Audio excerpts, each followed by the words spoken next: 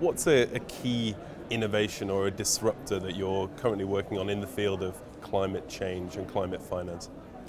Yes, something we're working on with the Red Cross Red Crescent, as well as our other Flood Resilience Alliance partners, which include IASA, Wharton Business School, and Practical Action, is a flood resilience measurement framework, which we've now been able this year, I'm very excited to say, we've been able to move it and evolve it from a framework, a set of principles, into an actual tool that can be tested out in the field. It's intended to help communities, which could be cities, could be villages, could be towns, to understand how resilient they are. We focus on floods because floods affect the most people across the globe.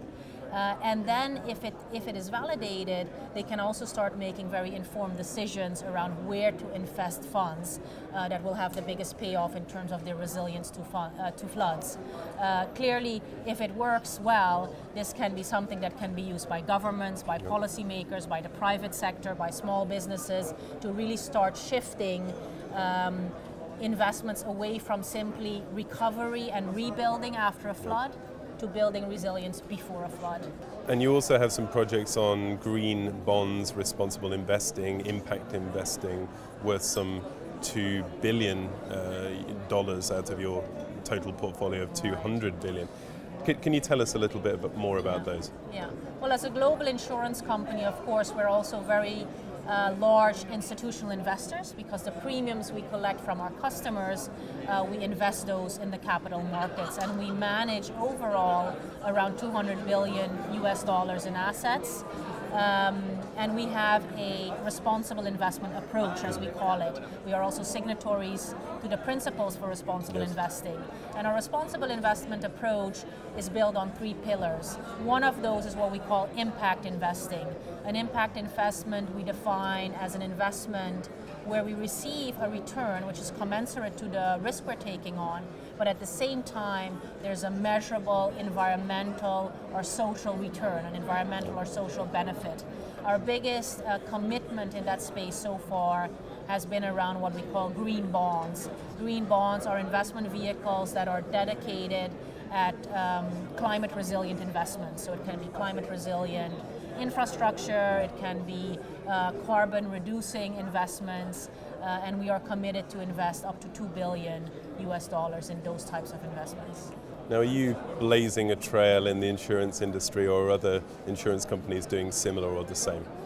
I think a lot of our peers are also very active and are also taking steps to address certainly climate change and other issues and risks. On the investment side, our green bond investment commitment of $2 billion has been a market changer in the sense that you see that it helps to build a bigger demand. I think also our approach to flood resilience and community flood resilience is quite unique in the sense that it's very much on the ground, and we're trying to innovate and test solutions really at the community level, working hand in hand with the humanitarian and development sectors. I think when you look at a lot of our peers, they tend to fund such projects, but they're not working necessarily yet hand in hand on the ground at a community level. And looking ahead, are you seeking to engage with other development or humanitarian organizations in this sector, in this space? Absolutely. I mean, we're trying to get scale with our flood resilience program, for example. We will constantly be looking at who can we partner with, who can we collaborate with.